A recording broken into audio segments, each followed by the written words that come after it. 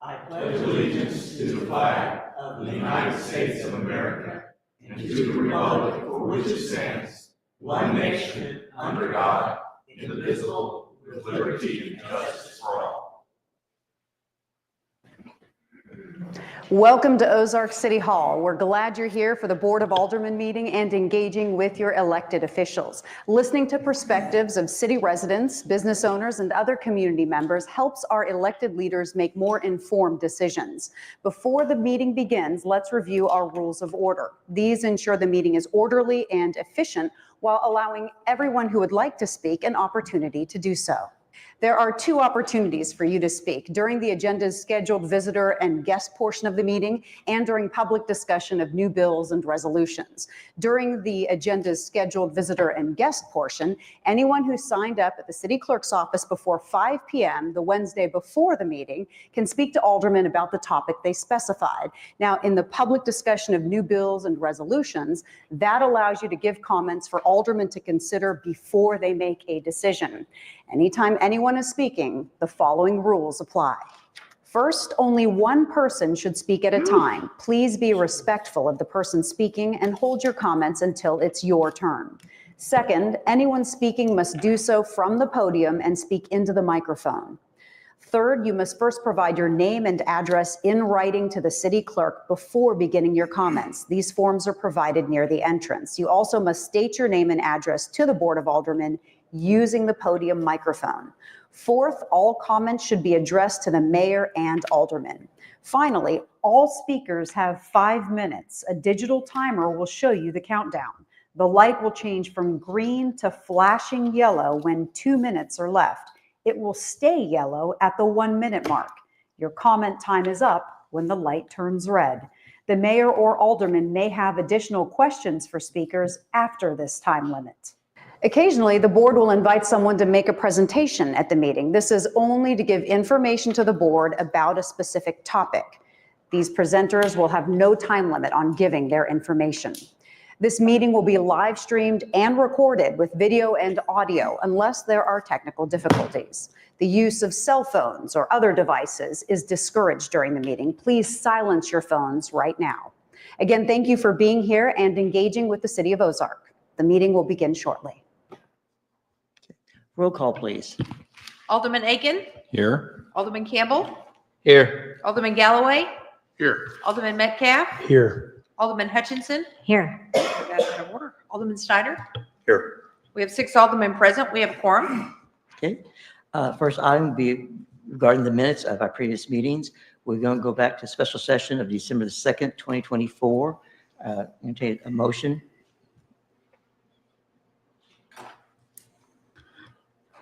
Move to approve. Is there a second on these? Second. Okay, the motion is on approval of the December 2nd, 2024 special session. The motion was made by Alderman Galloway, second by Alderman Aiken. Yes, sir. Discussion. Yes, you have a question, I understand. So about noon on Saturday, the mayor contacted me and asked me if I was willing to approve the minutes using part of the presentation that, I forget her name, Taylor Plummer gave. And I said no, that I wasn't, that I feel like we need the clarification that we asked for whenever we tabled approving these minutes to start with. And the reason I say, and then I went on to say, and I don't mean tell us what your research has shown on Monday night and then let us all of a sudden decide if we're okay with it or if we want to follow up on it and then get back here in 2 or 3 weeks or 2 weeks and then vote on whether or not to approve the minutes. And I took him to say that he agreed with me. He can speak for himself. So I'm not in favor of approving these minutes yet. And I'm not in favor of listening to the clarification today. We've had 5 weeks that we could have gotten the clarification. Now I understand we've had holidays and everybody's busy and stuff like that. But I just don't feel like I've had a chance to really absorb what all is entailed with that corridor. I'm sorry, yeah, with the corridor plan, and there's just a lot to it in my mind, and I think we need some clarification. So are you saying you do not want, we should hear the opinion tonight, that you'd rather it be emailed to us that tomorrow, or I want to make sure I'm on the same page, sir? I would like to have, the thing is, whenever I get a text at noon on Saturday, and I'm expected to make my decision, do my research, and make my decision by Monday evening, it's like the old saying, lack of proper planning on your part doesn't really constitute an emergency on my part. We've had 4 to 5 weeks. And for me to even be asked on a Saturday to do that, we all know we don't have a lot of time to study the packets anyway. We're doing it on Saturday, Sunday. Some people work Monday. Sometimes I do, sometimes I don't. So I think there's just more to it than just explaining it to us tonight and us absorbing it and deciding to approve the minutes or not. I don't think we should approve the minutes tonight. That's my opinion. Okay, understand. Yes, sir. I think Brother Galloway, excuse me, we got Galloway's next, and then. Yeah, I mean, I wonder if, I mean, would it not be okay to consider the two issues separately? One is the minutes are just whatever it is that was recorded as what happened in the meeting. And then the explanation of the issue, which the way I understood it was whether the approval by P&Z had any binding effect whatsoever on us.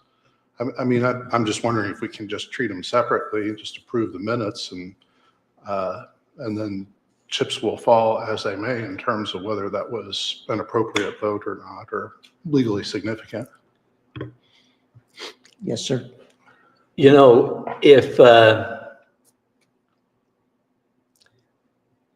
it hadn't been 4.5 to 5 weeks, I would go along with that. But why is it all of a sudden? Why is it that we need to approve these minutes tonight when we could not get the clarification in the past 4.5 to 5 weeks since whenever December 2nd was the meeting? And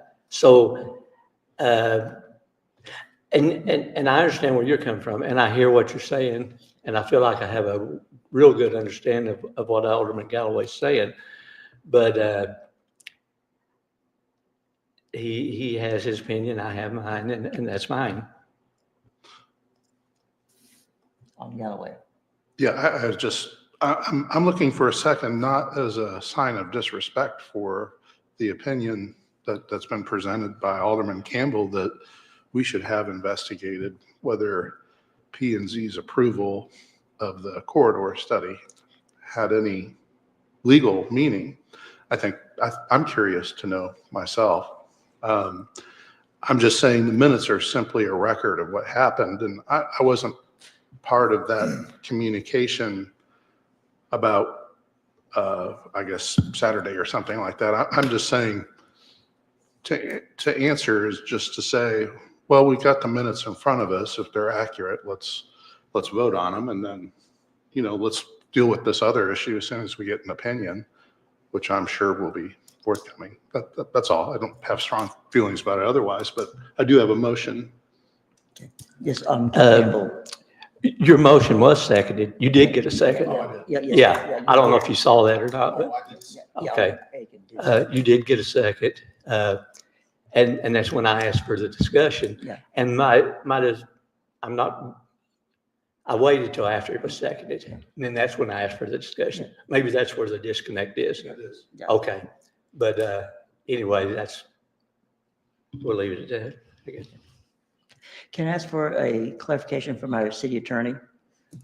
My understanding is if we approve December 2nd minutes as is, the question regarding what Alderman Campbell has been raising will be addressed as for the planning and zoning, their approval versus when we come down to approving or not approving the corridor study.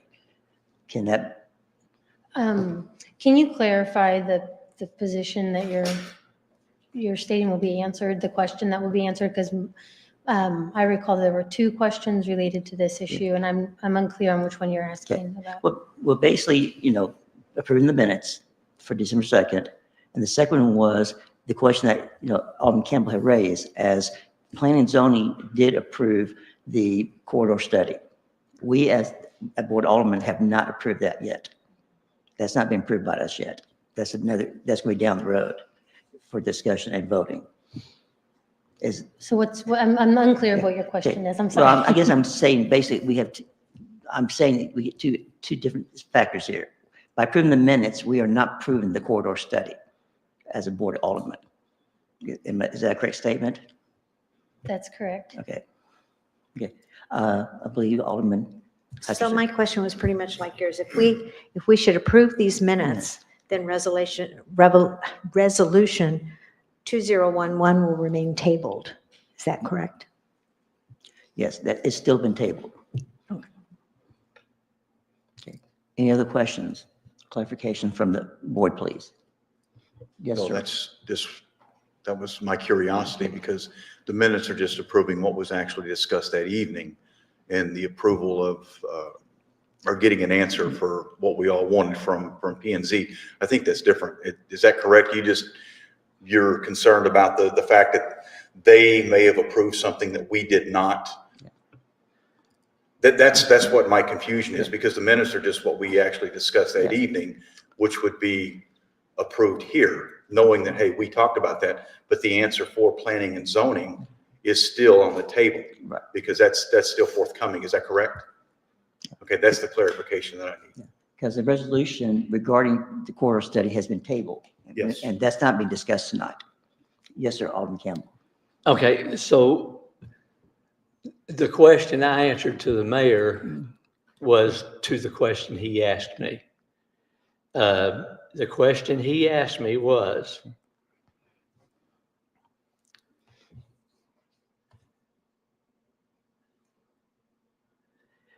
first off, he, after a few going back and forth on text, y'all know how that works. He said to me, if I'm fine with this wording, and I'm going to tell you what that wording is, if Eddie is fine, he's asking me, if Eddie is fine with this wording, then are we good for Monday night? The wording that he quoted was what Miss Plummer had said whenever she said, the Planning and Zoning Commission saw this presentation in October and passed a resolution to support this and use a planning tool for the department.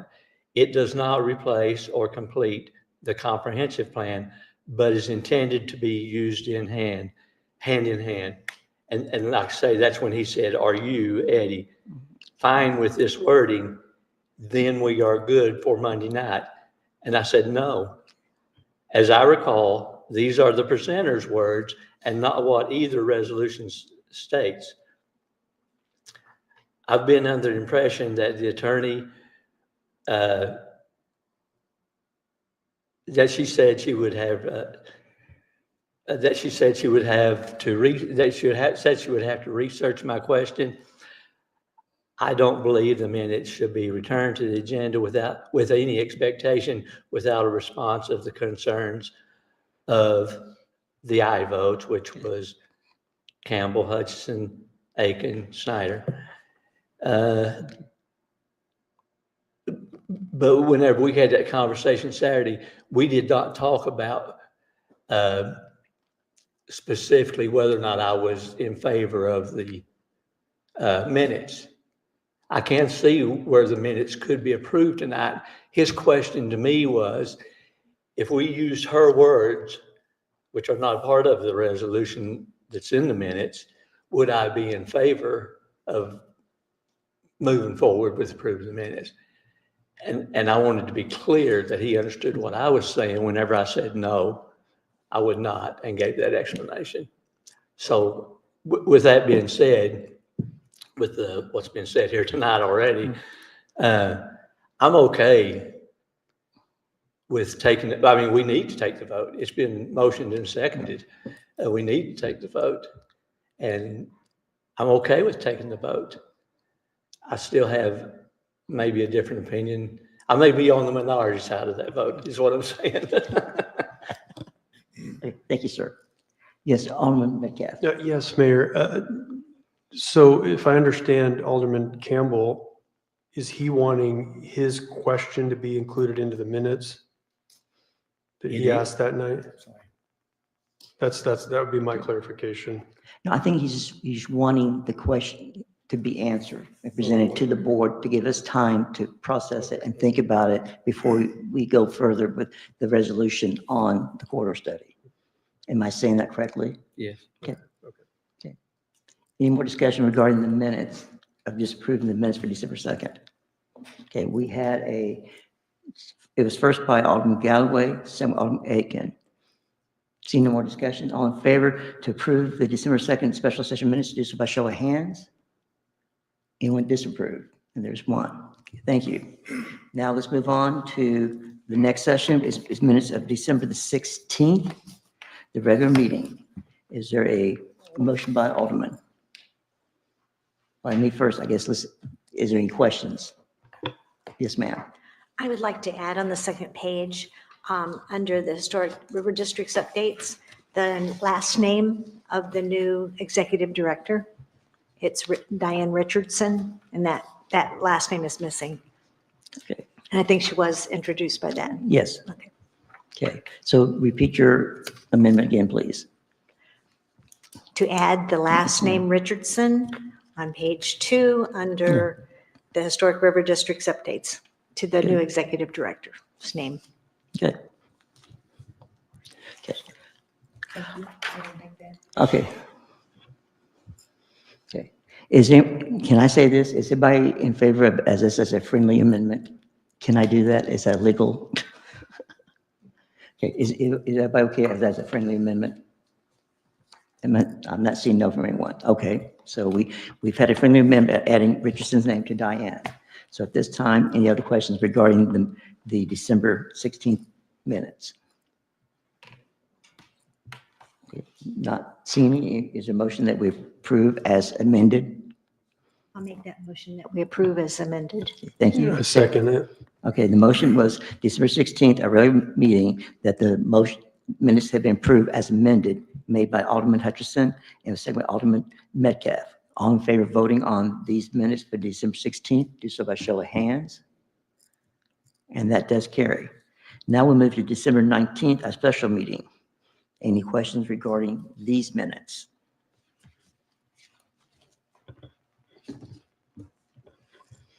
Yes, Alderman Metcalf. I was not present for that meeting. Stan? So you'll be abstaining. Okay. I want to give you all time. Any questions regarding the 19th minutes? I'll make a motion to approve the minutes for the December 19th special closed session. Is there a second? Second. Okay, the motion was to approve as printed the December 19th, 2024 special meeting minutes. The motion was made by Alderman Aiken, second by Alderman Snyder. All in favor of voting on this motion to approve these December 19th minutes, do so by show of hands. And we have one abstaining, so therefore it does carry. Okay, there's no ceremonial matter, but we do have a special guest tonight, Jillian Johnson from the Historic River District. So please come to the podium. Hello, everyone. Jillian Johnson with the Historic River District. I actually brought Ashley Hawkins, our Vice President, to give the update today. Okay. Well, hello, everyone. If I have yet to meet you, I'm Ashley Hawkins. I'm Vice President of Historic River District. So I'm just going to take a minute of your time to provide an update on our progress and status on our city contract. We have completed the final portion of that contract, which is to submit the annual accreditation assessment with Main Street America for our affiliation status with Missouri Main Street Connection. So that's all complete. We are finishing up our fourth quarter report. It's due January 15th to Missouri Main Street. We just have, the quarter ends December 31st, so we have to finish that up a little. I wanted to share just a little bit of interesting data from some inventory that we did around the district. Within our district, there are roughly 82 businesses. Of those recorded, 20 of them are women-owned, 2 veteran-owned, and 3 minority-owned. 93 times those businesses participated in our HRD events. And I think what was most interesting to me was in our organization, we had a total volunteer hours of 3,218, which is amazing. And that adds up to $107,770 in volunteer hours. So Very good. we're very excited about that. Yeah, I know, it's amazing. Okay. So thank you very much. We will be back for a quarterly report soon. Let me see, any questions for Ashley?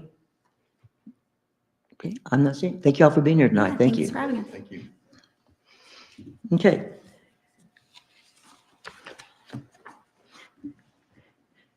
Okay, we'll move on to, we have one first reading tonight, and we did get the update. This is bill number 3629. This is the first reading. Your Honor, I move that we place bill number 3629 in its first reading by title only. Is there a second? Second? Okay. Okay, the motion is that we place bill number 3629 on its first reading by title only. This motion was made by Alderman Galloway, second by Alderman Aiken. All in favor of voting on this motion, discuss bill 3629. Do so by show of hands, and that does carry. An ordinance calling for and giving notice of a general municipal election to be held on April 8th, 2025, to elect a mayor and aldermen for wards 1, 2, and 3. Yes, this bill is something that comes forward every year, and we have to certify this by January 28th and get that to the county clerk to get that on the ballot. And so our city clerk always asks that this be expedited so we can go ahead and get that over to the county clerk if there's no objection. Okay. Any questions for our city attorney regarding this? Okay, I'm not seeing questions, so it has been requested to be expedited tonight. Your Honor, I move that we place bill number 3629 on its second reading by title only. Second? Okay, Mr. Mayor. I realized something. I forgot to open to the public discussion, so I apologize. I had it ready in my notes. So what we need to do, can I ask for y'all to rescind your, I withdraw my motion. okay, and you agree? Okay, we need to go back and again, I need to open this up to public discussion because this is a first reading. I apologize for that mistake. Is anyone here who wishes to speak for bill number 3629? Okay, I'm not seeing movement. Is there anyone here who wishes to speak against bill number 3629? This is your time.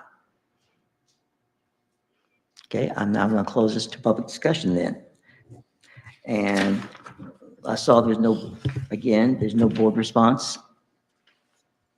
So again, this has been asked to be expedited.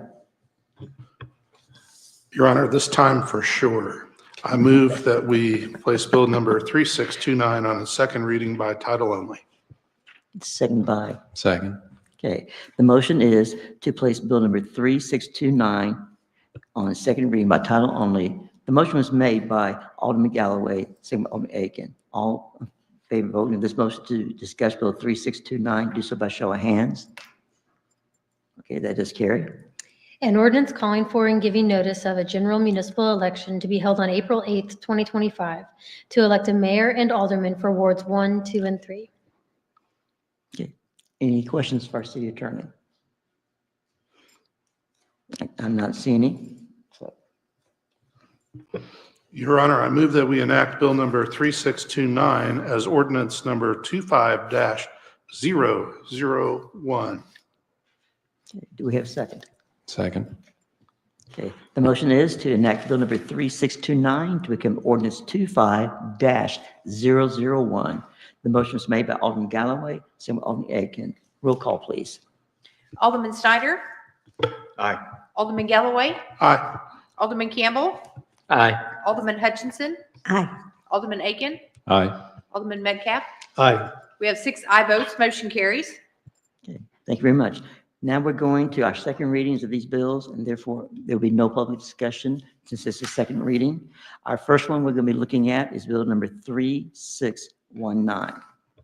Yes, Your Honor, I move that we place Bill number 3619 on its second reading by title only. Second by, Second. okay. The motion is that we place Bill number 3619 on its second reading by title only. The motion was made by Alderman Metcalf, second by Alderman Hutchinson. All in favor of voting on the motion to discuss Bill 3619, do so by show of hands, please. And that does carry. An ordinance of the City of Ozark, Missouri, approving the preliminary plat for the Ozark Marketplace subdivision and authorizing the Director of Planning and Development to accept the dedication of the public streets and easements to the city as shown on the preliminary plat, upon the applicant filing and recording a final plat that substantially conforms to the preliminary plat, and authorizing the city clerk to sign the final plat upon compliance with the terms of this ordinance. Okay, staff comments or? Your Honor, at this time, there's no new information to add to this application, but be happy to answer any questions. And other developers? Yeah, representative is in the audience. Yeah, okay. So any questions from the board member to developers or to our assistant city administrator? Yes, sir.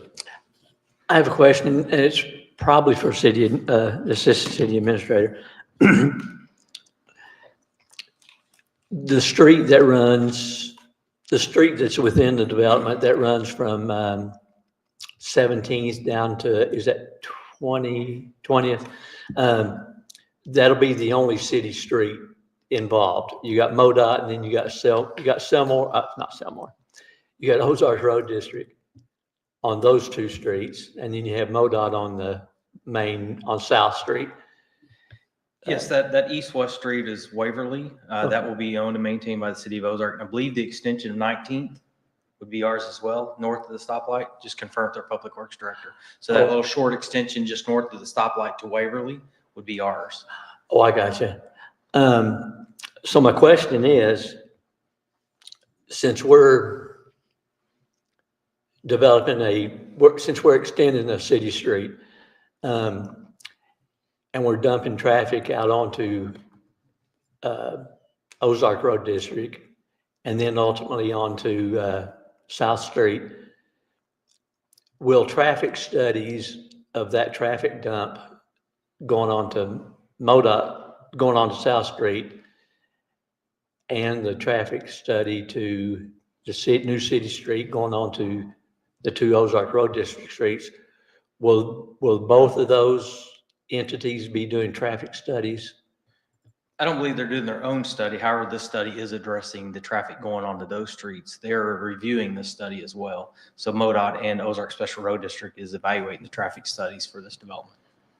Okay, and we actually have no traffic study to do we? Well, again, the applicant is doing the traffic study. However, we'll review the traffic study. Yes, we are still reviewing that traffic study as well. Okay, I think I understand that. Yeah. Thanks. Okay. Anyone else from the board, questions regarding this? Okay, I am not seeing any, so. Yes, Your Honor, I make a motion that we enact Bill number 3619 as ordinance number 25002. Okay, motion made. Second, I'm sorry. Okay, yes, sir. So the motion was made by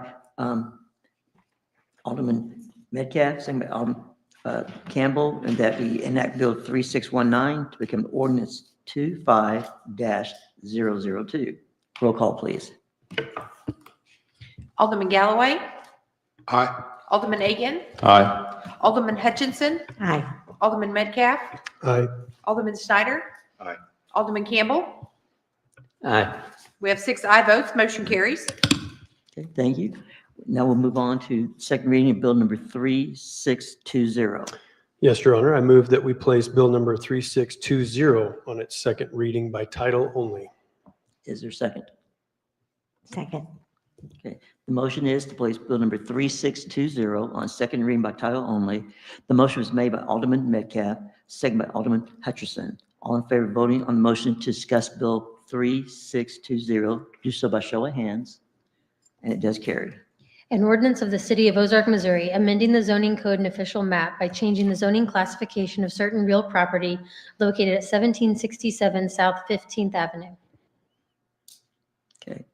Any staff comments from our Assistant City Administrator? Just be happy to answer any questions on this application. Any questions? Yes, Alderman Snyder. Yes, now this is the property directly south of the Dollar General, is that correct? Or kind of, it's in the same area? Yes, it's south of the Dollar General by 2 parcels. There's a vacant parcel north of the existing storage facilities, and then the storage facility there, and then just south of that. Okay. When are we going to address the flooding concerns that I believe one of the neighbors had sent a letter, and I've spoken with him as well. When are we going to be able to address that drainage and flooding concern? I want to actually defer that question to our Public Works Director as they've been having that conversation. And again, it is upstream of this property, so he might have a better answer for that. Okay. Welcome, Director Parson. Yeah, thank you. So we have identified this as a stormwater concern, and it is something that we've passed along to MoDOT. If you notice, the majority of that water comes under MoDOT, and then it just infiltrates that neighborhood all the way into 14th down to Bain. So we've identified that as an area that we can improve as part of the potential project for the widening of 14 is when we would to make those improvements. I would encourage you, we were told a couple of weeks ago that there will be a public meeting for those improvements. So we'll be sure to get out all the information on that public meeting so that we can make our voices heard. When those improvements are made, that is the time to get those stormwater improvements as well. Yes, Alderman Snyder. Well, this is also going to, it may not address you, Director Parsons, but again, this is for proposed storage units. Is that correct? That is correct. Okay, that's all I have. Thank you. Alderman Campbell. Yes, sir. So just to make sure I understand it correctly, I feel like I do. The stormwater issue is up the hill from this property. So there's stormwater flowing onto this property. Anything we're approving here tonight does not add to that stormwater concern. Is that correct? That is correct. Okay. Thank you, sir. Anyone else? Questions? No, I am not seeing any. Your Honor, I make a motion that we enact Bill number 3620 as ordinance number 25003. Do we have a second? Second. Okay. The motion is that we enact Bill number 3620 to become ordinance 25-003. The motion was made by Alderman Metcalf, second by Alderman Campbell. Roll call, please. Alderman Campbell, Aye. Alderman Aiken, Aye. Alderman Snyder, Nay. Alderman Galloway, Aye. Alderman Metcalf, Aye. Alderman Hutchinson. Aye. We have 5 aye votes, 1 nay, motion carries. Thank you very much. Now we'll move on to Bill number 3621. Yes, Your Honor, I move that we place Bill number 3621 on its second reading by title only. Is there a second? Second. The motion is that we place Bill number 3621 on second reading by title only. The motion was made by Alderman Metcalf, second by Alderman Aiken. All in favor of voting on the motion to discuss Bill number 3621, do so by show of hands. That does carry. An ordinance of the City of Ozark, Missouri, adopting one new chapter, Chapter 660, Residential Rental Dwelling Unit Inspections and Certificates. Okay. Give staff comments, sir. Just be happy to answer any questions on this application. Okay. Yes, Alderman Snyder, you're first. Well, there's been quite a bit of discussion on this. And I look at this from my experience with the city of Springfield. I think this is a win-win for us. I think there's going to be accountability to rental properties and holding landlords to some standards. That's exactly what this is going to do for us. I know that Assistant City Manager Smith and his team have done some real good work and some real good research with this. I think it's beneficial. Obviously, I'm in favor of it. More so, you know, I received telephone calls, and I received an email. In one of these emails, the first sentence, if I remember correctly, said, how would I feel if someone came in and inspected my house, and would I be able to take care of those problems? I can, because I don't have those problems. I maintain my property. The issue that I have with that is property managers and landlords and apartment owners, I equate them to the same thing as a convenience store, a restaurant owner, things of that nature, because we have to go in there and inspect to make sure that they are good to go. The rental property issue here, it is a for-profit enterprise. They are business owners, therefore they have to maintain their business. And if they are allowed to go so long as to neglect their property, then property values from around them start to plummet. And we go into dire straits with other facilities, other apartment buildings, which is what occurs. I hate to beat Springfield up, but that's what has happened there. They have them. They have a multitude of these things. We do have some problematic properties here in Ozark, and thank goodness they're not, a lot, but we do have them. I think this is, what we call a preemptive strike, in a sense, to make sure that there's some accountability here. Alderman Metcalf had mentioned that the state statute, covers this as well. I do agree with that somewhat, but it's not comparable to what a city ordinance can do, what it can accomplish. There have been fears of the word search warrant. Search warrant is a fear tactic, okay? We talked about this the last time. There's a big difference between a criminal search warrant and an administrative search warrant. Huge difference. You still have to plead your case to the judge to get them to sign that. And there have to be circumstances to get that warrant. And obviously it's going to have to go just beyond, hey, I just need to get in there. There has to be some reason that we need to go inside that residence to see if it's going to be safe. I do not believe we can go wrong with this. I think this is a win-win for the city of Ozark. And with the multitude of apartments that we already have, which most of you know that I do not like apartment buildings. Okay, I'm very vocal about that. People stay here. They do not live in the city of Ozark. They stay in the city of Ozark. And as long as they stay here, we're going to make sure that they have a good, hospitable place to stay. And that's just the way that I see it. I am in favor of this. They've done excellent work.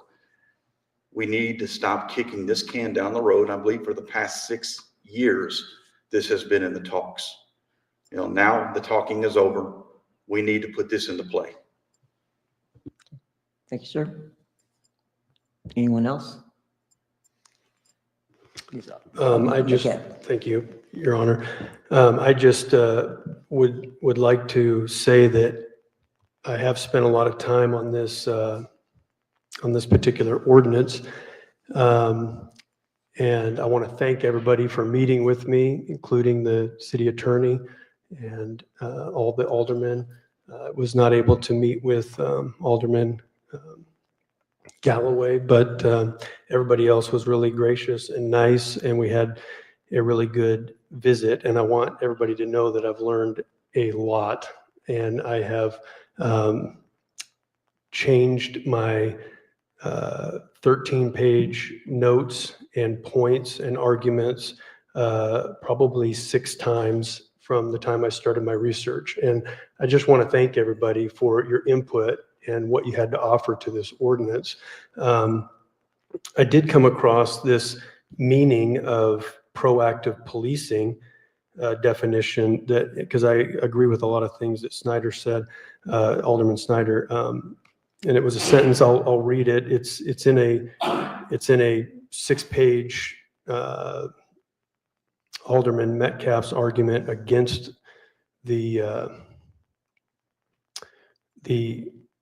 residential inspection ordinance, that I have made enough copies for all of you to go with tonight. You can look at them now. I can hand them out if you'd like. But it says proactive policing is the strategies and police work that law enforcement agencies initiate to stop crime before it happens in a given area. It developed from a catastrophe in faith in policing that emerged in 1960 due to social distress and a high crime rate. And I'm just so happy that we do not have a high crime rate in Ozark right now. And Chief, thank you for being a part of that. And I just, on my arguments, just want to point out that the research I did on the math of the complaints that we receive based on what Assistant Administrator Smith had told us about how many complaints we get a year and how many tenant households that we believe we have in the city. It comes down to about 0.8% of the tenants as far as the complaints. And I know the ordinance talks about the purpose is for the safety of tenants. And if that's the purpose, then we need to know how many complaints we're dealing with. I had a really good conversation with Megan Creason, a lawyer that practices landlord-tenant disputes for 10 years in Greene and Christian County. She tells me that number is consistent with nationwide numbers of tenant complaints. So our numbers are probably pretty accurate there. She went on to tell me that half of those complaints are tenant retaliation for the landlords evicting the tenants, which drops that to 0.4% of 1%. And then half of those are usually from the same landlord or the same tenant with multiple complaints throughout the year. And so we may be talking about 0.2% of complaints of our 2,699 possible tenants that call Ozark home.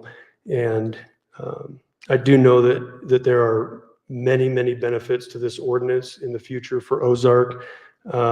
Some of the negative effects of this ordinance could lead to landlords getting out of the market, rent rising, and affordable housing being less available in Ozark.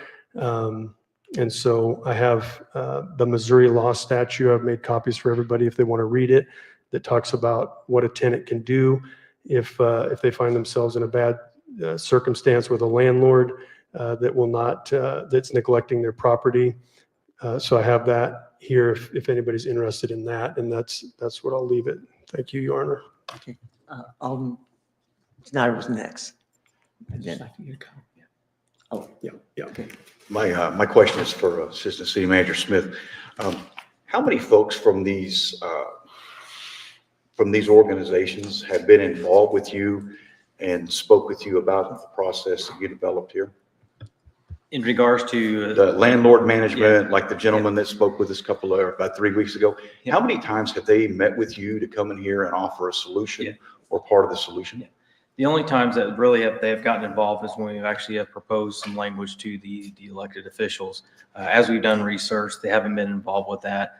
The organization that has approached the board in the recent meetings wasn't involved early on. We never heard from them. It was more the board of realtors, I believe, we worked with. But as far as when we've done our research and looking at this, we've had some brief discussions when it's got to a level at this stage. Thank you. Okay. Alderman Galloway. Yeah. I like how Alderman Snyder phrased the issue, and how he phrased it is really whether business property ought to be inspected for the purpose of public safety and the safety of its inhabitants.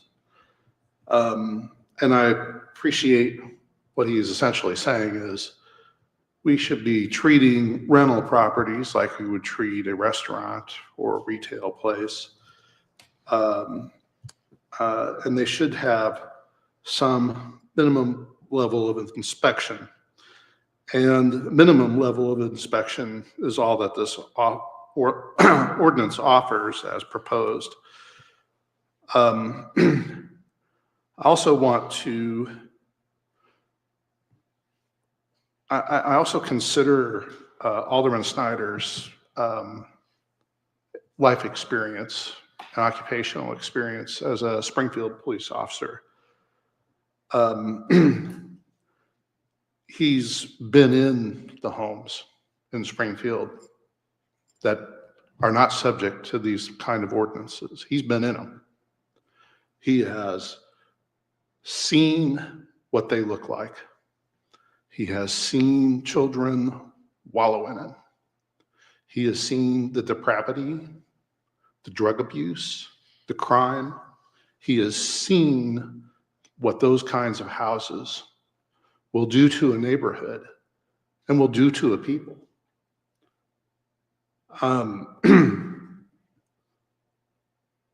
And it's all something that we should avoid.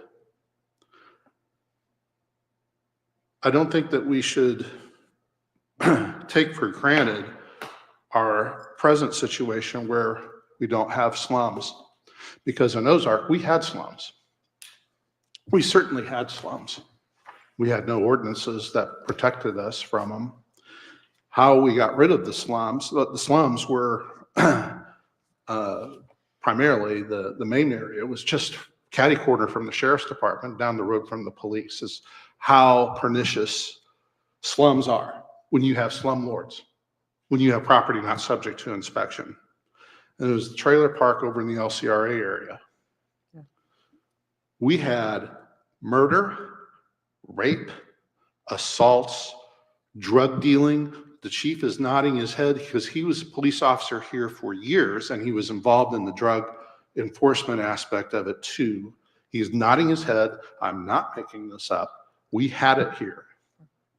I became aware of it when I was a Springfield resident, familiar with all the issues that Alderman Snyder had experienced as a police officer there on the other side, practicing criminal law, having visited those places. I was looking to invest in a home in Ozark, and I saw that slum. And I remembered my experiences practicing criminal law of just the concentrated crime and depravity that was there on these properties. That was here. That's not pie in the sky imagination. That was here. The only reason why we got rid of that slum is because the voters enacted or supported the LCRA, and we bought out the slum and tore it down. That's why we don't have it. Now, that was a maximalist way to handle that problem. This is a minimal way that we have before us here. By just having inspections. It doesn't cost the taxpayer anything. But I view this as a legitimate exercise of regulation in terms of the real risk that this town has already experienced. And I will point out that Nixa has this, not this ordinance, but similar. And I think that I agree with the secure home or the locked doors philosophy of crime prevention. You make your house as difficult for a criminal to get into as you can. They go to the next one. For a community like ours, where Springfield is likely to get these regulations in, and our surrounding communities will likely be getting in, our sister city has them in, we will be a beacon for the slumlords again. They will know where to go. Because my second point is the laws that are on our statutes do not prevent slums. The warranty of habitability, which allows a tenant to sue a landlord for not providing floors that don't have holes in them, which is one of the things that Alderman Snyder, as an officer, would have witnessed, or walls that have holes in them, toilets that are a shambles,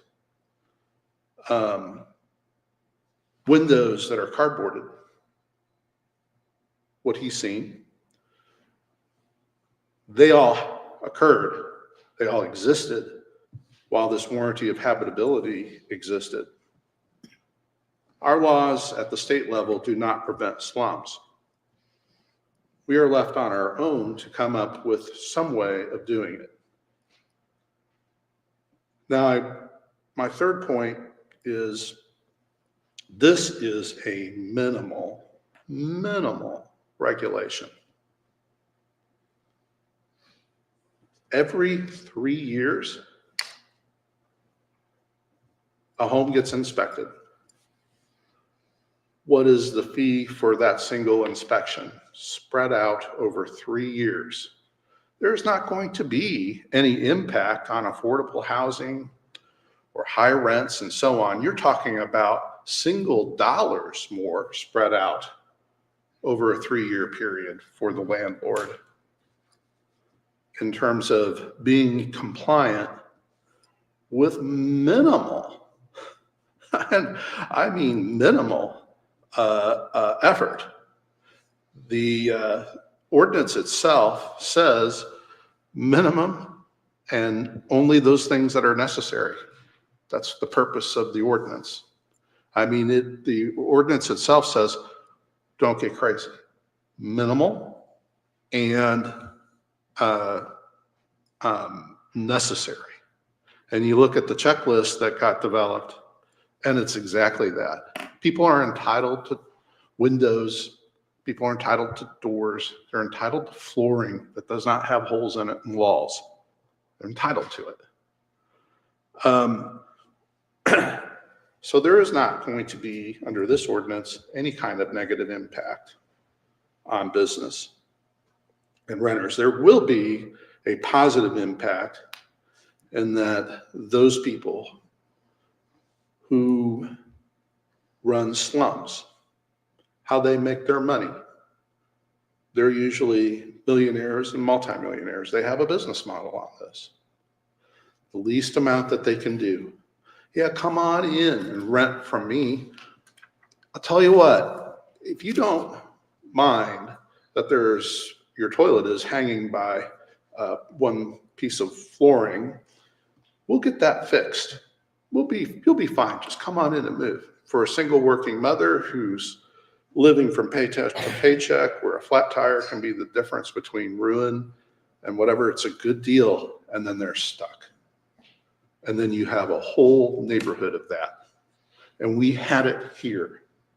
And we are likely to get it again if we don't take an action like this ordinance.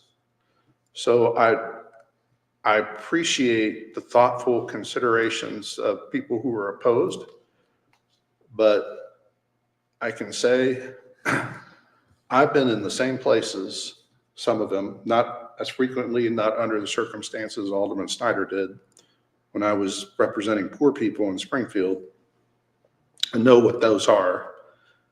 And this is a worthwhile ordinance to prevent that from coming here. Okay. Anyone else from the board? Yes, Alderman Aiken. So I do appreciate many of the things that have been said so far. And I do appreciate that the city has, I think, taken pains to really accommodate the landlords and tenants by drafting an ordinance that is not very onerous to my eyes. Especially with the triannual review period. My read of the bill is that there's not even a complaint-based system. It's just a flat triannual inspection with a fairly modest fee. So I do agree with that, that point that Alderman Galloway made. I do wonder why this bill has been kicking around for so long, and maybe some of the aldermen who have been here longer than I can illuminate that. But I know since it's been brought up while I've been on the board, it strikes me as a fairly significant piece of legislation that creates a, fairly significant new regulatory program. And so I've expected to see kind of a robust support in favor of it. And aside from members of the board, I haven't seen that. And I haven't had any constituents reach out about it. There have been no interest groups who have really voiced support for this, tenant associations, et cetera. And I understand there are issues why those might not be the most organized interest groups. So my attitude nonetheless is that when confronted or when entertaining a pretty significant piece of legislation like this, I'm going to be skeptical of it in the absence of anyone outside of the absence of anyone outside the board speaking out in favor of it. So that's kind of where I get a little hung up, and maybe there's a cognitive bias at work. I think, we're pretty bad at implementing things preemptively, and we tend to be overreactive when bad things happen. And so I'm sensitive to that, and voting against this, if that's the decision I make, I may come to regret that at some point. But I wonder if it's not the reason why this hasn't been kicking around for so long is because that there's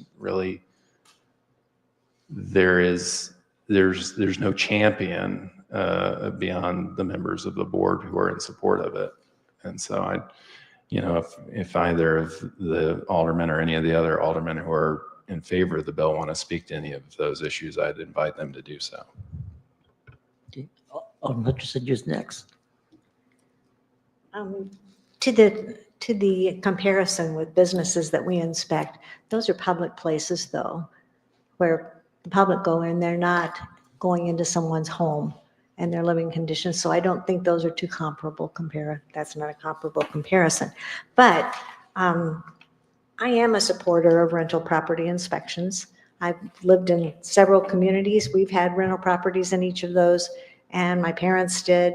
And I've seen good and bad examples of how it works and how it doesn't work when there aren't any, and what's happened to those communities. But at the same time, I think we have a very thin line that we tread living within a city, is that we have to be cognizant and responsive to the private property and homes of people who live here, but then also how they treat their homes, how a landlord treats his home, affects the people down the street, the next door neighbors, and their property values and how they live. And so that's that very thin line. And we are fortunate enough, this is not addressing a huge problem we have. This is preventing a problem that can arise. And I think we're really wise to look at that and to see what we can do about that, so that we don't get to that crisis situation. But the luxury of that is there's no urgency to addressing it. And we can look at some issues that I've had raised to me by different people and their concerns, and just look at that and find the very best way to address it. And I know this is a common way with the periodic inspections, but there's also, in many cities, they do it when the tenant changes. And there are problems with both of these. One, people feel their home is invaded without their permission, often. And the other one is problem homes go a long time without being addressed because you have a long-term tenant. And so nothing's done in that situation because some people don't mind living that way. But in that case, it's between the tenant and the landlord. If we do inspections when they're living there, then it becomes more than just a tenant-landlord issue.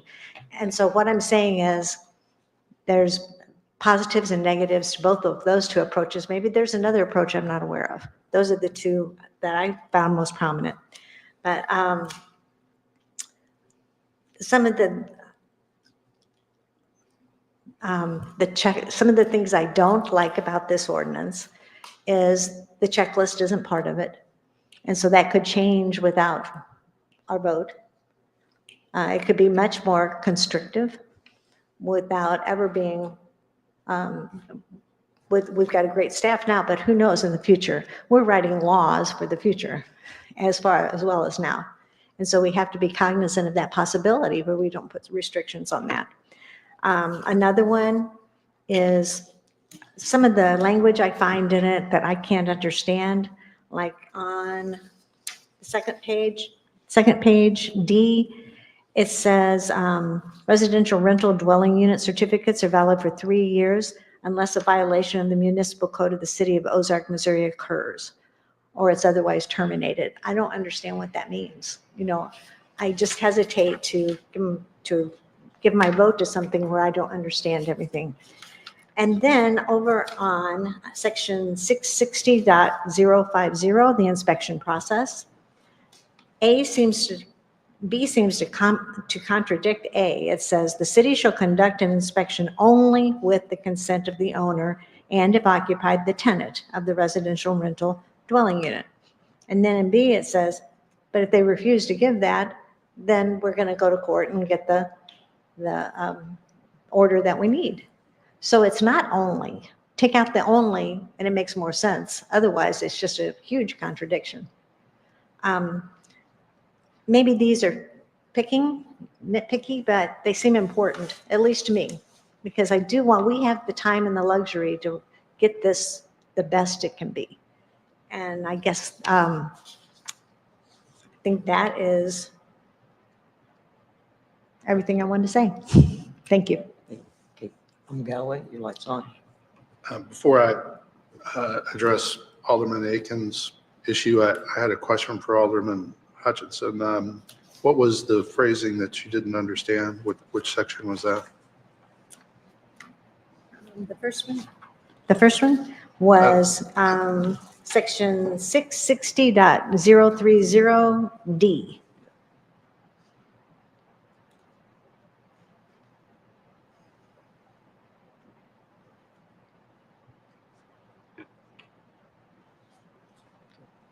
Residential dwelling unit certificates are valid for 3 years unless a violation of the municipal code occurs or is otherwise terminated by the director. Yeah, that seems really vague. And maybe that's just my lack of understanding. But, and just one other thing, that if it were during a vacancy, there would be no problem with having a tenant in there or personal property being in there, if that's the way we did this, instead of doing it every periodically, whether there was a person in there or not in a rental place. I've just asked the city attorney if he could address Alderman Hutchinson's concern about the vagueness of section D. The language in question sets forth the time frame for which the rental dwelling unit certificate will be valid for unless one of those other actions occurs. And those are if there is a violation of the city code or if the director terminates it pursuant to the terms of the rest of the ordinance. So later in the ordinance, there is a section that is titled Termination and Denial, which explains how a director would terminate the license. And then the code is set up so that you have to comply with the terms of the ordinance to be issued a certificate.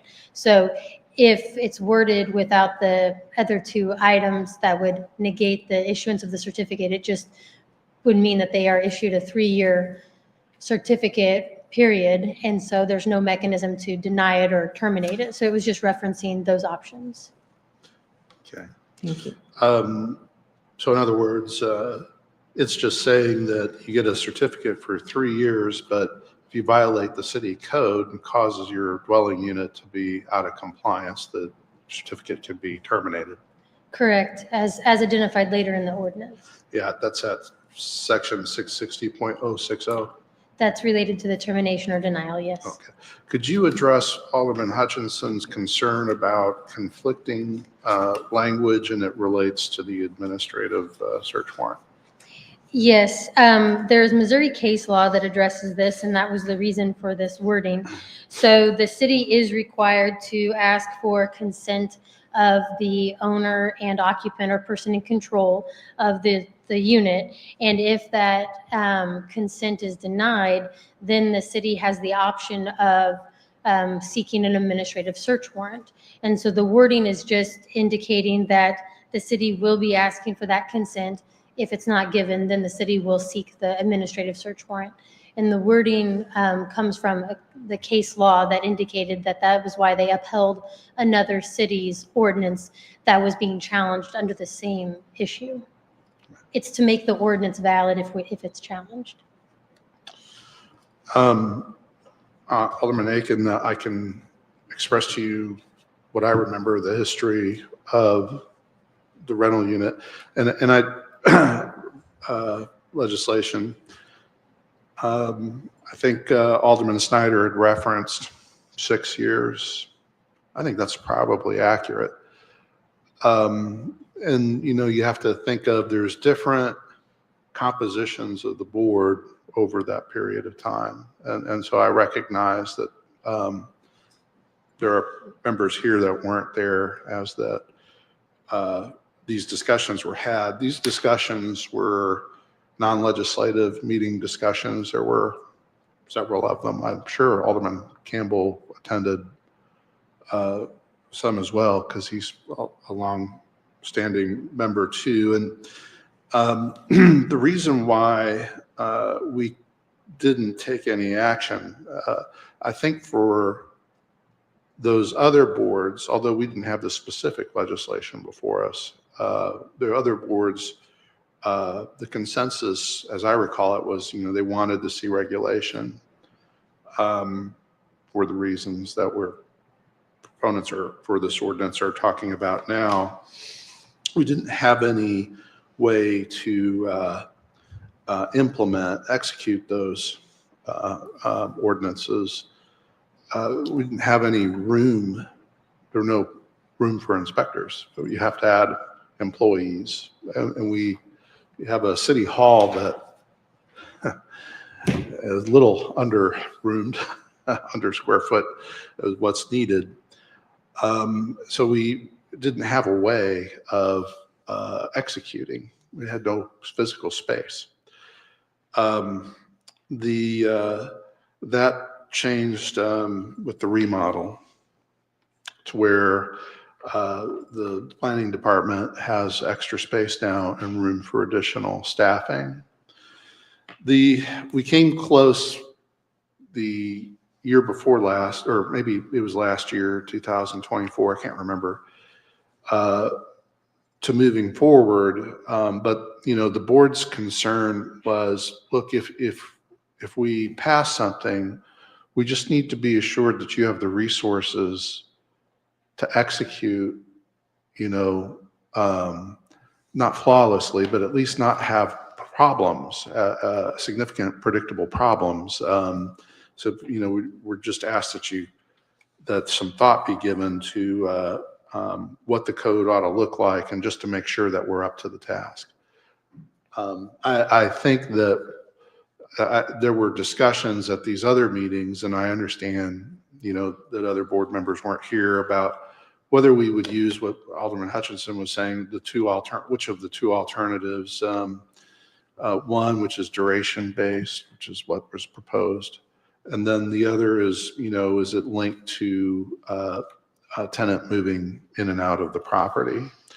Both require entry into private property. Okay, so we have to say that. Both require it. So there's no getting around an administrative search warrant as a potential way of getting to it, to ensure that slumlords comply, with the worst of landlords comply. And I suspect that the reason why we have this duration-based one has to do with the very language of the ordinance purposes itself. It talks about minimal and necessary. I suspect it's just a humble view of what think they're capable of doing presently, in terms of having something that they can execute and have some bright lines to go by. to answer your question. And, and then on the delegation issue, I think the question is, how far do we as a board get into the minutia of daily administration? I'm not sure that I'm prepared for hours of debate as to whether I should look at a cracked window or not, or so on. I tend to want the administration to delegate. But that being said, if there were ever a time that the checklist did not follow the purposes as stated in the ordinance, that it be minimal and necessary, the city would itself be in trouble because they would go beyond what was authorized. But B, we are in the position to legislate if we feel that we need to reduce the onus. But you look at that checklist, that's just if the place is basically livable. So anyway, those are my remarks. Alderman Hutchinson? Just to go back to the D and 660.030. So that the violation of the municipal code of the city of Ozark would be in chapter 660, not the entire violation of the municipal code, but that particular chapter. It could be any of the city code sections. So it is the entire chapter, because later it talks about how if It's the not the observed. entire municipal code, it's just chapter 660. No, it's the entire municipal code, and that was the intent, and that's later discussed, that if they observe other violations, they could be cited for that, yes. Thank you. I think where Alderman Hutchinson is. Okay. I'm sorry. Actually, it's on Metcalf. Oh, okay. Your Honor, I just wanted to see if I could get a clarification. I think Attorney Callaway mentioned this, but just to be clear, in the ordinance, if a landlord says no, then the search warrant will take place. The city would have to get a search warrant to enter the property, an administrative search warrant, yes. They would have to, but not only they would have to, they would proceed with doing that. The actions would take place. It wouldn't be like the city would say, oh, shucks, I guess we're not going to inspect that one. The city would take the action to get the administrative search warrant. Yes, okay, I wanted to be clear on that. And then on my handout, if you're interested, I did run across a city in Wisconsin. I forgot to mention it, Stevens Point, Wisconsin, 25,000 population, enacted an ordinance similar. They put the word voluntary in front of it, and they basically were putting their stamp of approval on rental properties. So landlords could say that when they're trying to attract tenants to their properties, so that it would mitigate the us versus them, pitting government against property owners, and I wanted to say that. And I also just respectfully disagree with rental property being like a Dollar General, that it's open to the public. And I think that point, that issue about it being a public place is a pretty significant point. We may just have to agree to disagree. Thank you, Your Honor. Okay. Did you want to follow up, sir? Okay. No, that's okay. Okay. Anyone else? I want to make sure everybody had the opportunity to speak. Yes, sir. Alderman Campbell. Okay. In no particular order, because I've got notes all over the place here. First off, the checklist. The very first item on the checklist, which is something that Alderman Galloway said we should follow the checklist, or could follow the checklist. It's all good stuff. The very first item is in contrast to our city code. I could go into detail, but I have made the city administrator aware of this. And I don't think we need a checklist that is this liquid, especially knowing that the very first item is specifically in absolute contrast to city code. I can go into detail if you want me to, but so on,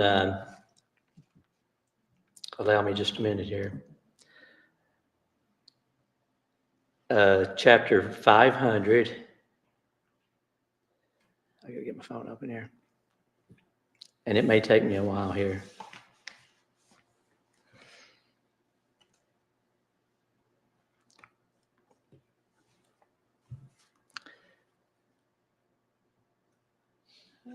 Okay. City Code, Chapter 500. Dot 180. Item A8 states, these are, the title is deletions, modifications, amendments to the fire code that we adopted in, I think it was 2019. I could be off on that. So we adopted that fire code. But when we adopted that fire code, we also stated that there were deletions, modifications, amendments to that fire code, which are part of the city code. And it states section 505.1, add 505.1, add 4 new sentences to the end of paragraph, which reads as follows. And we're talking about address number sizes specifically. Address number size shall be increased by a minimum of 2 inches for each 50 feet the building is set back from the street, highway, or road. So basically what that's saying is, if you're within 50 feet of that house number on the house, then it can be 4 inches tall, that's fine. For each additional 50 feet, you need to add 2 inches for each 50 feet. You need to add 2 inches to the size of those letters. So all of a sudden, if you're an additional 50 feet away, the letters need to be bigger so we can see them from the street. So the fire department can see them from the street. So the ambulance people can see it from the street. If you're another 50 feet, you need to add another 2 inches. So it's all relative to how far you are from the street. If there's a house 250 feet from the street and you go by what this says, you can't read that number. Okay, so I point that out only as an example of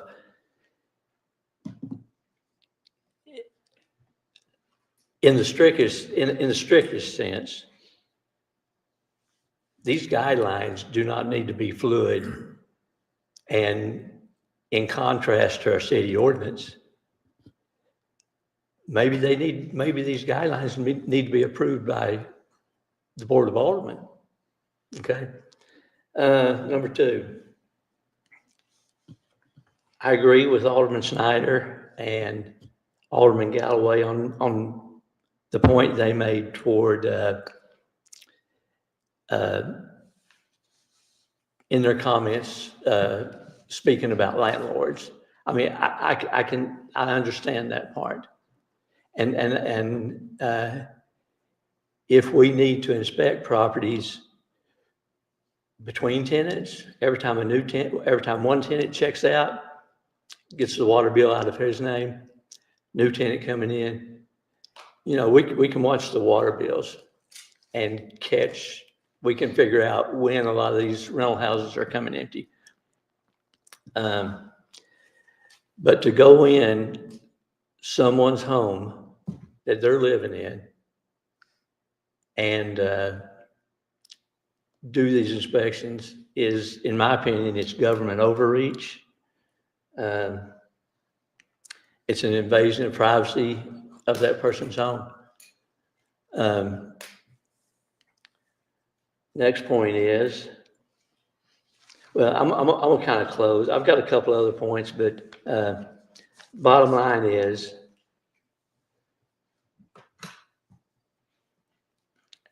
I see no urgency to pass this bill tonight. It is an important bill, and I think there's a place for regulation, but I think maybe this bill needs to be tweaked in a way that we feel good about it. There's too many bad parts in this bill. I think it needs to be tweaked, and I think we can come up with a better ordinance that addresses some of the concerns that I've heard here tonight. So I'll be voting no on it. Thank you, sir. Any other comments from our, yes, Alderman Galloway? I would ask either the city attorney or the assistant city administrator address the concern that the checklist is fluid and in conflict with the code. Yes, Alderman Campbell had reached out to me about this concern. I was out on vacation, but I did respond back to him, follow up this morning. I don't believe it is in conflict with the city code. We adopted the fire code, and in 505.1, it addresses the minimum requirements of 4 inches. It also does have the situation there, or situation where it does give authority to a jurisdiction having authority to consider the code. So that the checklist kind of goes above and beyond that. And when we adopted, or not the checklist, but when we adopted the code, we added those 4 languages for the additional feet. So the basic fire code just says a minimum of 4 inches, basically, period, a ½ inch wide stroke. When I corresponded more than once with the fire marshal, he said that 4 inches is their standard for residential. They don't go above that. In the amendment we adopted, we did consider an increase in height. And then also, if you have like a hidden house from your driveway, it actually requires it to be at the street, not on the property. So it kind of takes into account of the setback. Our typical setback from a house is 25 feet from a right of way. So it's, in most cases, they're within that 50 foot of length. So I don't feel it's in conflict with that. We did also in the checklist to work with the property owners to allow a 2-inch height if it's existing on the structure, as that's more common on the older facilities. And then when they need replaced, they'd have to come into compliance. So again, trying to work with those existing properties. So I don't believe it is in conflict. And again, I confirmed with the fire marshal, 4 inches is their standard that they consider for residential properties. Okay. And yes. then I had one other question. I'm Okay, sorry. then- There's the concern that there is an approach, the duration approach, which it's every 3 years versus when one tenant leaves and another tenant comes in terms of how you expect. So that could be multiple times in a year. Yeah. Depending on the property. Why choose the duration approach? So you may recall when staff was researching this several years ago, we proposed a yearly inspection, a tenant in, tenant out inspection, and then, the last one, a complaint-based inspection. Based on some of the feedbacks, there were some concerns that being too strict. So staff had removed the tenant in, tenant out scenario based on trying to get the new tenants moving in if it's over a weekend period. That took out that restriction. And then we felt this complaint-based may cause more concerns of not so justified complaints on a landlord.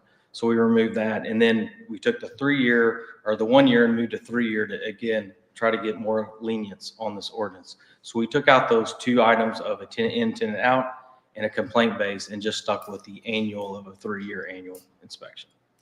Thank you. Alderman Aiken, have you? That was your night. Okay. That was actually my question. Okay, then Alderman Hutchinson. Just on the things like the street numbers, anything like that that's variable though, if you can be as specific, even refer them to an ordinance that covers that, because that can be really frustrating for a landlord to think you've gone through everything on the list and you're prepared for the inspection and then not quite, because there's some variance there.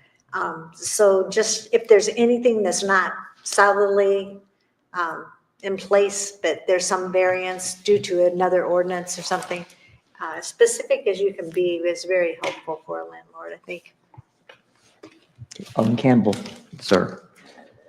So going back to the number size, address number size. What the checklist says is street numbers visible from the street at least 4 inches high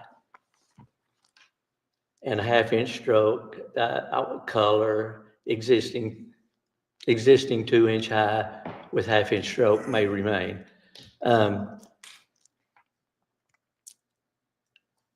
The problem I have with this is we're saying we're going to follow part of the code that was adopted.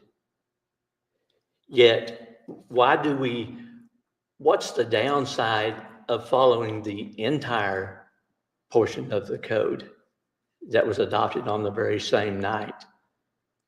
The dates are the same. Whenever we adopted the fire code, we adopted the amendments, additions, deletions, whatever that other word was I said. So when this says at least 4 inches high, and we've got a code that says, now I'm not talking about existing 2 inch, but I am saying if it says at least 4 inches high, what's the downside to following the inside, the inside, let me get this, entire. What's the downside to following the entire ordinance that says, yeah, 4 inches is good. There's nobody's saying that at least 4 inches is a bad thing. What's the downside to saying for every 50 feet that you go beyond, we want our fire department to see it better. We want our ambulance crew to see it better.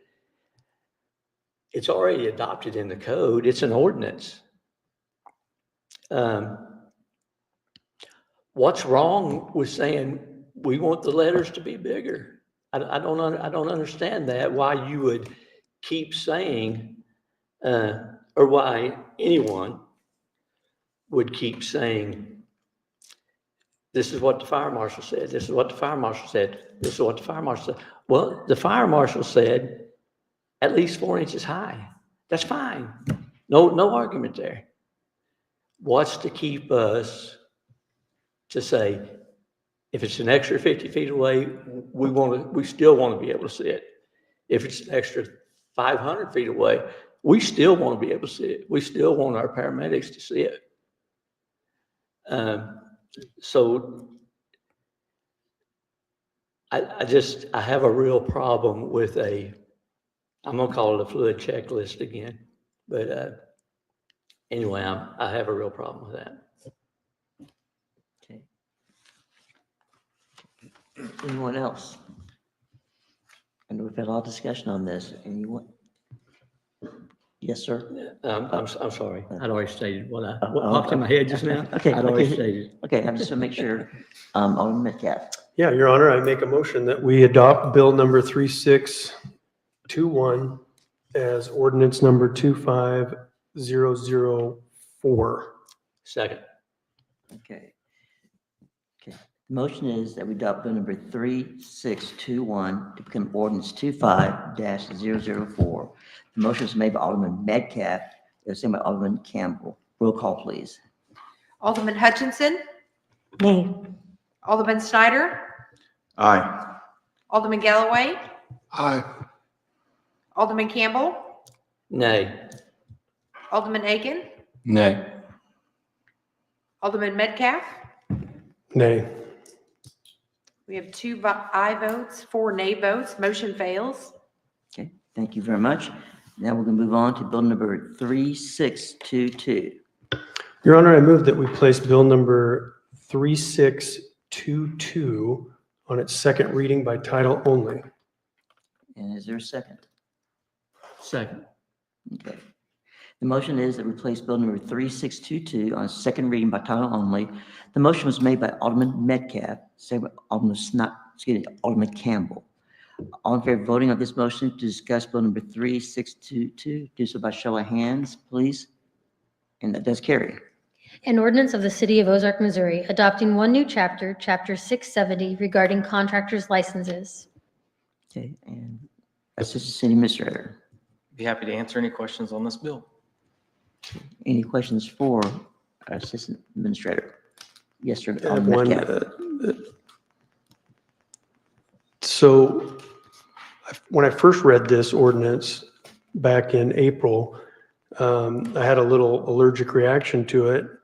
And then when it came out in December, I reread it and I guess I got some questions answered that my reaction went away. Was it first written to where every single contractor doing business in Ozark was subject to getting a license from the city, and then it was changed to if they're doing work that the city is submitting or has permits requested? It seems like there may have been a change, but I definitely don't have a problem with this.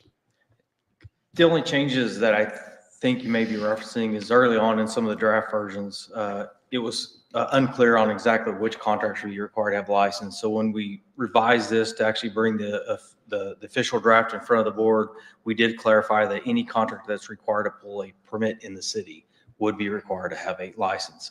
There was concerns like a lawn mowing business. So that excluded those and took out that concern as they aren't required to get a permit. So a contractor that's required to pull a permit for the work inside the city limits would be required to have a license. Thank you very much. Appreciate that. Thank you. And can I add one more clarification? Yes, ma'am. And it's Yes, sir. work for another. So if your private, if your own self is doing work that does require a permit, you don't have to have a contractor's license. Thank you. Thank you. Okay, any other questions regarding bill number 3622? Okay, I am not seeing any.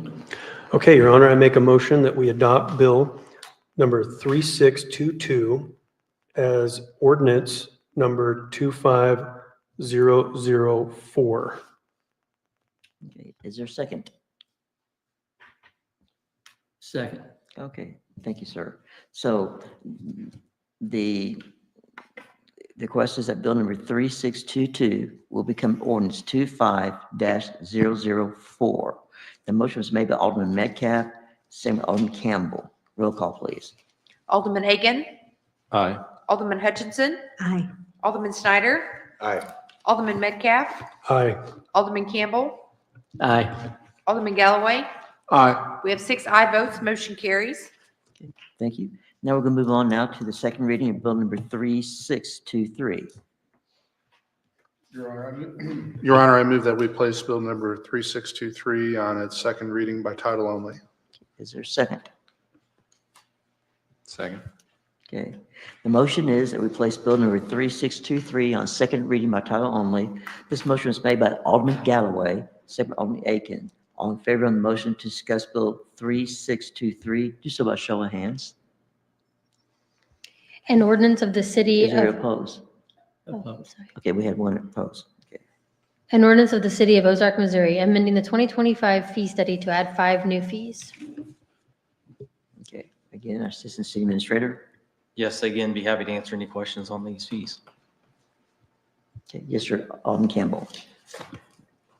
The reason I'm opposed to even having this ordinance read, much less adopted, is that 80% of it is 80% of it is 4 of the 5 fees have to do with an ordinance that did not pass. We just failed to pass that ordinance just minutes ago. So I don't see how this ordinance has legs to stand on. Okay. You understand? Yes, sir. Yes, Alderman Galloway. Well, it's just that one of them we just passed, contractor's license, that has a fee associated with it. And otherwise, if we don't pass this, and we will have made a license that doesn't have a fee with an existing ordinance, and then how these others, for the rental property, I understand that those are tied to the rental property inspection ordinance. Those will all be legal nullities because there's no ordinance for them, and we can come back and clean that up. But I would very much like to see the contractor's license be put into play. This is something that a former Alderman Flores, who owns a electronics company, had really been championing the whole time he was here. And we're one of the few communities that, if any, that don't have a contractor's license. And there's no harm in passing this.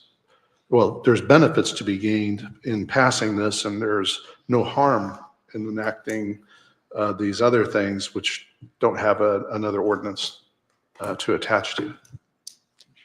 Alderman Campbell? Okay. With all respect to his opinion on it, Alderman Flores has not been here for, gosh, I'm going to throw out a number, 6 months, something like that. I know Alderman Aiken came on in July, I think, early July, maybe. So with that being said, I don't understand the urgency that Alderman Galloway is voicing.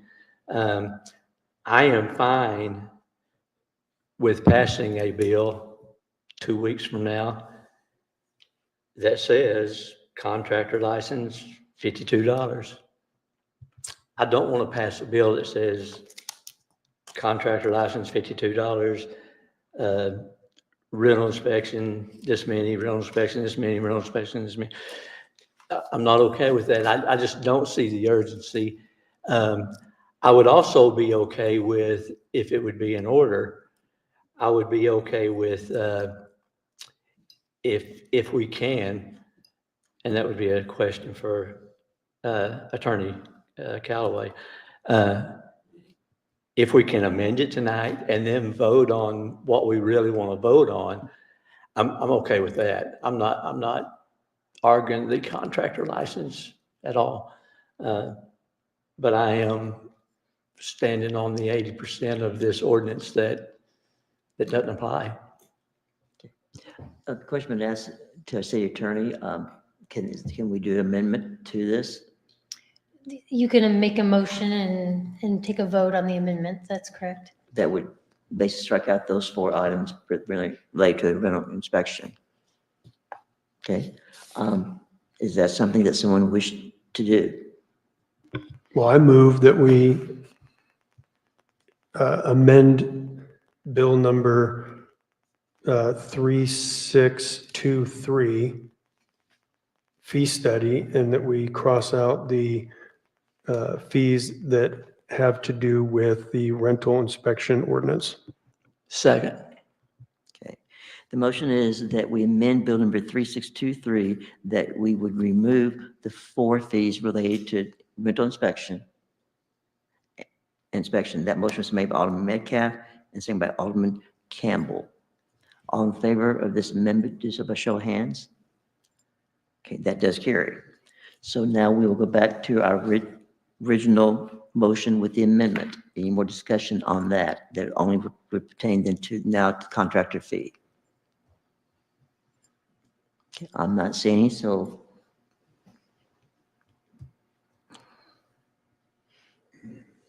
Waiting on you, Scooter. Okay. No, this is Alderman Galloway. Yeah, I'm just trying to get back to my agenda. Okay. Which I'm having trouble, so I'm gonna read off. If we need- All right. I move that we adopt bill number 3623 as amended as ordinance number 25-005. Second. Okay. Okay, the motion is that we adopt bill 3623 as amended become ordinance 25-005. The motion was made by Alderman Galloway, second by Alderman Snyder. Roll call, please. Alderman Metcalf, Aye. Alderman Hutchinson. Aye. Alderman Snyder, Aye. Alderman Campbell, Aye. Alderman Aiken, Aye. Alderman Galloway. Aye. We have 6 aye votes, motion carries. We'll now move on to bill number 3624 for a second reading. Your Honor, I move that we place bill number 3624 on second reading by title only. Do we have a second? Second. Okay, the motion is that we place bill number 3624 on its second reading by title only. That motion was made by Alderman Aiken, it was seconded by Alderman Campbell. All in favor of voting on the motion to discuss bill number 3624, do so by show of hands. And that does carry. An ordinance of the City of Ozark, Missouri, authorizing the city to enter into a contract with Rodemacher Brothers Excavating Company Incorporated for Phase 4, 5, and spur improvements to the Chadwick Flyer Trail. And now we'll welcome Director Jeremy Parson. Yes, we did have some changes that were proposed by our Director of Grant Success Management. So what I'm coming to you tonight with is proposing an amendment to the language. Staff is still working on those amendments with our representatives in Jeff City. These are above and beyond some of the contractual obligations and verbiage that we usually have to have. We brought this to you on 12/16, and we received comments back from Jeff City on 12/27. So it's just a matter of timing. We were trying to do this all simultaneously, but if you'll allow us to do some more homework, get those amendments in there, we will bring you an amended bill, hopefully on the 21st. A new bill on the 21st. I thought you were talking about that. Okay. Okay, so therefore, what I'm hearing is this needs to become, 3624 needs to become a dead bill. The changes to the contract are substantive enough that it would be more efficient with the timeline to just introduce a new bill and to have a first reading and a second reading rather than bringing back an amendment that has to be voted on and then held over another time. So yes, this bill would die essentially. And then I believe Director Parsons would bring back a new bill. And most likely at that time, just so you know, we will request that we expedite it because you have already seen this bill once and that will keep us on track. But we'll cross that bridge when we get to it. We just want to make sure our friends at ARPA and Rodemacher is good with those additional items put in the contract. Okay, so therefore what I'm hearing is that we need to, since we're in the middle of a second reading, to continue it with a motion, but we do not get a second to it. So therefore it will die. Or do we just No let? action is necessary. Oh, You just can- let- just- if Unless there's an objection of the board, then you Okay. can move on. You Okay. can. Okay, make- is Or there if you any- want to, if you feel better about it, you can make a motion to. No, to I'm, let it die. any objection, we just move on to the next bill? Since it's explanation, yes, sir. Would I be in order if I make a motion to table this bill indefinitely? That would be appropriate. Yeah. Mhm. I'd prefer to do that. Okay. I second it. Okay, so the motion was to table bill number 3624 indefinitely. The motion was made by Alderman Campbell, second by Alderman Metcalf. Does this need to be a show of hands or, You can do it either way. It's your preference. okay, it does not matter. All in favor, do so by show of hands that we table 3624 indefinitely. And that does carry. Okay, now we move on to our last bill, which is bill number 3625. Your Honor, I move that we place bill number 3625 on its second reading by title only. Okay, the motion was replace bill number 3625 on second reading by title only. That was made by Alderman Bruce Galloway. It was seconded by Alderman Hutchinson. All in favor of voting to discuss bill number 3625, do so by the show of hands, and that does carry. An ordinance of the City of Ozark, Missouri, granting White River Valley Electric Cooperative Incorporated a franchise for electric distribution. I'd be happy to answer any questions related to this bill. Any questions for our city attorney? Yes, sir. Not so much as a question, but I think we can't go wrong with this. This is a family-owned business, and I think we need to get it in here. Yes. Okay. Not seeing any, let's, I think we're ready to move on, sir. Your Honor, I move that we Yeah, okay. enact Bill number 3625, ordinance number 25-006. Is there a second? Second. Okay. Okay, the motion is that we enact bill number 3625 to become ordinance 25-006. That motion was made by Alderman Galloway, is seconded by Alderman Snyder. Roll call, please. Alderman Galloway, Aye. Alderman Campbell, Aye. Alderman Aiken, Aye. Alderman Snyder, Aye. Alderman Metcalf, Aye. Alderman Hutchinson. Aye. We have 6 aye votes, motion carries. Thank you. And absent of our city administrator, does assistant city administrator have any comments for us tonight?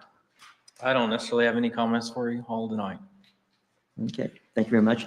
I guess you all do realize our city administrator is in Blue Springs and they had like 12 feet of snow. I mean, 12 inches, 12 inches. Yeah, that 12 feet of snow. And so he's stuck for the next 2 years. No. So anyway, he's going to try to get here tomorrow, but, and all. Any comments from the board? Yes, sir. Alderman Campbell. I have one. I'd like to comment on that fine shirt that Mr. Parsons is wearing tonight. That's a good-looking shirt. Okay.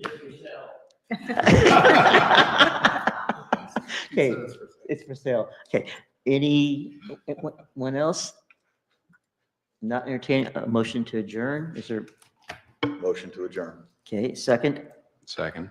Okay, the motion is to adjourn made by Alderman Snyder, second by Alderman Aiken. All in favor, do so by show of hands. And it carries. We are adjourned.